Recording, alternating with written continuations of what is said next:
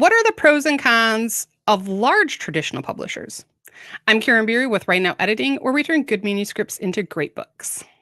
And I'm Peg Thomas, multi-award winning author and editor, and we are two editors for 5 minutes. And we are in the midst of football season, and we're recording on a Sunday. So, yes, we're going to support the Lions for the next few weeks worth of two editors.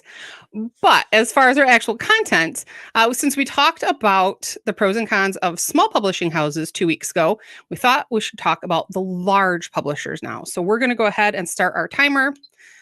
5 minutes. Peg, what are some of the benefits of large publishing houses? Okay, full disclosure, I have never personally been with a large publishing house. I have been with a mid-size house, but I haven't personally been involved with a large house, while I do have friends who have been.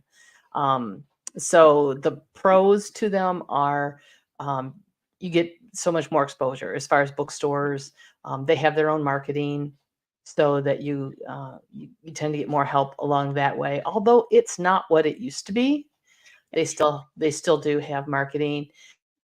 One of the big pluses is you still get an advance if you're with a big publishing house. It's not what it used to be either, unless you've been 3 times on the New York Times #1 spot. Yeah, publishing just runs on a shoestring right now, and that's no matter what size house. There is not the profit margin there used to be, so advances are lower, sales are lower, people don't read like they used to read. So a lot of changes, but there's still a lot of perks, and one of them definitely is exposure.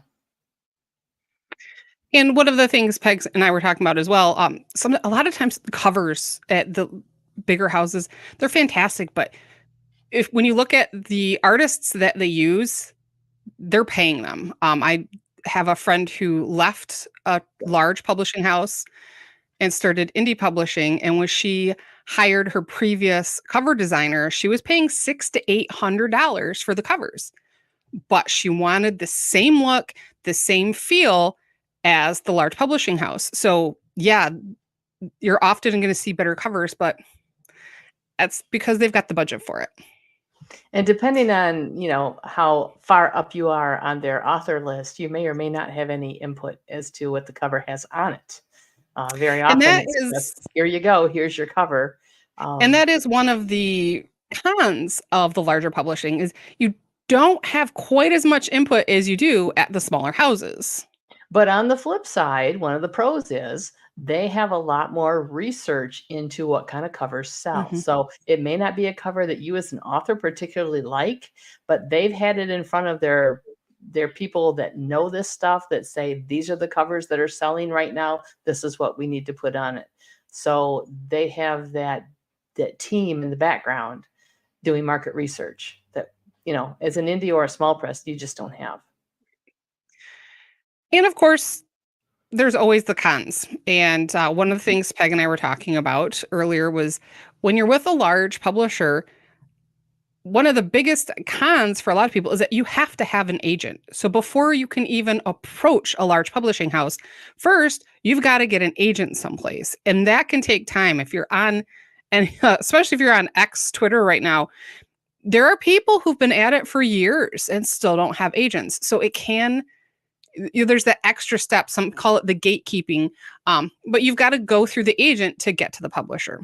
And speaking of time, I have not heard of a single large publishing house that will take a manuscript without an agent anymore. I don't know that there are any. So that's a con. You have to get the agent. On the flip side, if you've got an agent, then your writing is up to the level where it needs to be. So, if you're struggling to get the agent, maybe you need to look a little harder at the writing aspect to get to the point where you can get the agent. And that's a hard pill to swallow sometimes. But if that's what you need to do, at least you know where you're at. And then probably the biggest con that Peg and I were talking about is it's really that time issue, because not only do you need the agent first, and a lot of times if you can't get the agent, you might need to look at the writing. There may be things you need to work on. But even once you get the agent, once you get they start pitching to the publishers. Even if you get picked up by the publisher for 2024, they're really scheduling out for 2026. So you might finally get that book contract, but you're not going to see it for a year or two sometimes. So if you're wanting that control and you want to go fast, seeking a large traditional publisher might not be for you. It's a hurry up and wait. You've got to get things to them exactly when they want it. You don't dare miss a deadline, but they can keep you waiting for a long time. That is true with bigger publishers. But when you balance the pros and cons, it's just in exposure alone, in the marketing help, in the higher quality of editing. Usually, it's worth it, I think, to give it a shot. Yeah. So Go there you around. go. You've got the pros and cons of the large traditional publisher. And go ahead and stop back next week because we're going to talk about the pros and cons of indie publishing.